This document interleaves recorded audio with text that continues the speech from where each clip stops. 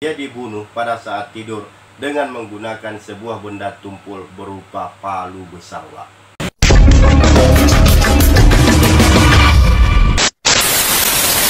Assalamualaikum warahmatullahi wabarakatuh. Foras, apa kabar, Wak? Sehat kita semua ya, dan tetap semangat. Oke, Wak, jumpa lagi kita. Kali ini aku akan kembali membahas sebuah kasus pembunuhan, di mana kasusnya terjadi pada tahun 2003 ini. Sedangkan TKP pembunuhannya terjadi di dalam sebuah rumah yang terletak di salah satu wilayah di negara kita ini sendiri. Saat itu kasus ini sempat menjadi perhatian publik di sana. Betapa tidak, korbannya dibunuh oleh 3 orang, 2 diantaranya masih anak di bawah umur. Usianya ada yang sekitar 12 hingga 14 tahun. Mirisnya, Wak, begitu dibunuh, jasad si korban ini pun kemudian diajankan dan didoakan. Katanya hal itu dilakukan mereka sebagai ungkapan permohonan maaf. Setelah itu mayat yang tanpa dikafani dan disolatkan itu pun kemudian dibawa dari dalam rumah itu untuk dibuang oleh ketiga pelaku ke dalam sebuah parit di bawah jembatan sungai yang ada di wilayah itu. Penasaran? Yuk ikutin video selengkapnya di Cerita Kriminal.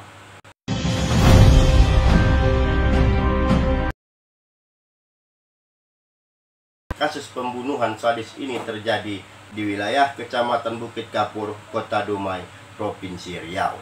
Kasusnya terjadi sebulan yang lalu, tepatnya pada bulan Agustus tahun 2003 yang silam. Pertama kali terungkap begitu warga di sana mencium aroma bau busuk saat melintas dari atas jembatan tersebut.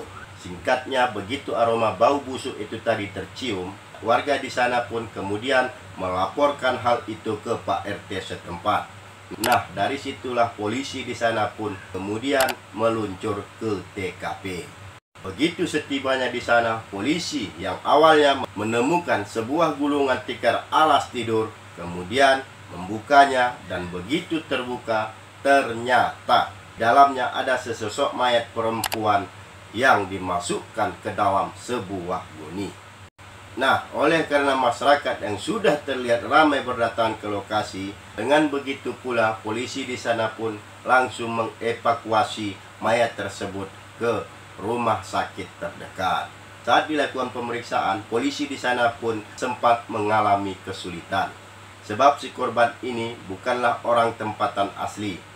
Jadi orang-orang di sana pun belum banyak yang mengenalnya. Namun setelah melakukan koordinasi dengan RT setempat dan disesuaikan dengan hasil otopsi serta sidik jari korban, didapatilah si korban ini merupakan seorang perempuan yang bernama Kartini. Nah, jadi si Kartini ini usianya 41 tahun. Dia bukanlah sebagai warga tempatan asli, melainkan seorang perantauan yang berasal dari tanah Jawa. Diceritakan dia merantau ke Kota Dumai itu terhitung dari bulan April tahun 2003. Artinya di sini sebelum dia dibunuh di bulan Agustus, dia sudah masuk ke Kota Dumai itu sekitar 4 bulan lamanya. Dia merantau ke Kota Dumai itu bukanlah sendiri, melainkan dia bersama dengan suami dan kedua orang anaknya. Dengan begitu, si Kartini yang tadinya merupakan seorang janda anak satu, kemudian berjualan bakso bersama dengan suaminya yang merupakan seorang duda anak satu. Artinya pasangan suami istri atau pasutri ini sebelumnya menyandang status sebagai janda dan duda. Keduanya pun masing-masing membawa anak satu. Jelas ya, Wak, ya?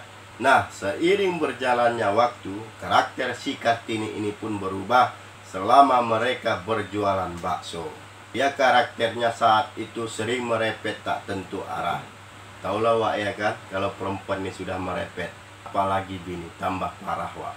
Masalah yang tadinya kita sudah lupa, itu saja diulang-ulanginya, Wak. Diceritakannya, macam radio rusak. Sakit telinga kita mendengarnya, Wak. Mamaku pun dulu seperti itu juga, Wak. Sering merepet tak tentu arah. Tapi itu dulu, Wak. Namun setelah dia meninggal dunia, rindu juga, Wak, merepetan itu, Wak. Begitupun kuajak juga lah wak-wak semua ya, untuk membacakan sepaling Al-Fatihah buat almarhumah mamaku ini. Namanya Poni, mamaku ini juga orang Jawa, wak. Nah, jadi dengan mendengar omelan yang tak tentu arah itu, si suaminya yang bernama Sutikno ini lantas sakit hati, wak. Dengan begitu, dia pun merencanakan kasus pembunuhan terhadap si Kartini ini yang tak lain adalah istrinya sendiri. Dan puncaknya, si Kartini ini pun meregang nyawa di atas tempat tidurnya sendiri. Dia dibunuh pada saat tidur dengan menggunakan sebuah benda tumpul berupa palu besar, wak. Jadi, palu besar itulah kemudian dihantamkan atau dipukulkan oleh pelaku ke arah dada si korban. Wow, kayak mana lah rasa sakitnya tuh, wak, ya.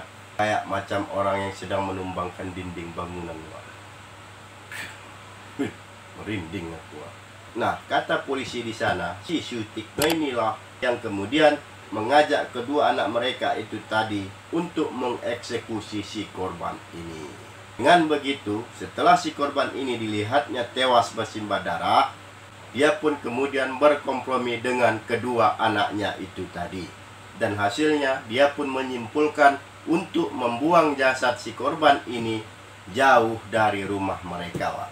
Entah berapa ratus meter jauhnya aku pun tak tahu, wak. Pokoknya jauhlah dari rumah mereka, wak. Jadi, wak, parahnya lagi di lokasi itu pula lah si Sutikno ini sebelumnya sempat mengumandangkan azan, dan suara azan itu dilafazkannya ke telinga korban. Gokil dia memang di sini, wak. Padahal suara azan itu kerap dikumandangkan oleh orang-orang beragama Islam pada saat menerima kedatangan anggota keluarga baru, yaitu seorang bayi yang baru saja lahir. Nah, di sini kan berbanding terbalik, wak. Dia mengumandangkan azan untuk orang yang sudah meninggal akibat jadi korban pembunuhan. Nah, dengan begitu, setelah diazankan, mereka bertiga pun kemudian bawa jasad si korban ini untuk dibuang, yang lokasinya seperti kusebutkan di atas tadi, yaitu di dalam parit di bawah sebuah jembatan sungai. Nah, setelah kasus pembunuhan sadis itu terjadi, maka si Sutikno ini pun melarikan diri dengan meninggalkan kedua anaknya itu tadi. Setelah jasad korban pembunuhan itu ditemukan, polisi di sana pun kemudian melakukan penyelidikan. Di sini, di dalam kasus pembunuhan ini, polisi di sana pun tak butuh waktu lama untuk menangkap para pelakunya. Polisi yang awalnya meyakini bahwa kasus pembunuhan itu terjadi masih dalam lingkup rumah tangga, wak. Artinya, pelaku bukanlah orang lain, melainkan dari anggota keluarganya itu sendiri. Nah, satu hari kemudian, Kasat Reskrim Polres Dumai, yaitu AKP Bayu Ramadan Effendi bersama para anggotanya kemudian mendatangi rumah si korban. Jadi, setibanya di sana, begitu melihat kedatangan polisi, nyali kedua anak itu pun ciut, wak. Namun, untuk menghilangkan ketegangan itu pula, polisi yang datang itu pun memesan bakso dagangan mereka, wak.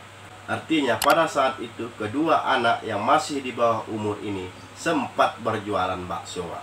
Jadi, tak lama kemudian, begitu dipertanyakan polisi keberadaan mama dan bapak mereka, keduanya pun tak dapat menjawabnya, wak. Kemana bapak dan mamamu? Kenapa kalian tidak sekolah? Kata polisi pada mereka pada saat itu. Mendengar itu, keduanya pun bingung untuk menjawabnya. Dengan begitu, polisi pun kemudian menyamakan hasil otopsi dan sidik jari antara keduanya dengan korban. Begitu hasilnya sama, keduanya akhirnya mengakui perbuatannya, wak. Sedangkan mantan suami si Kartini yang awalnya berhasil melarikan diri ini kemudian berhasil ditangkap setelah polisi melakukan pengejaran. Dia ditangkap sebulan kemudian saat berada di wilayah Lampung pada Selasa malam tanggal 5 September tahun 2003 ini. Demikian, sampai bertemu di episode berikutnya. Assalamualaikum.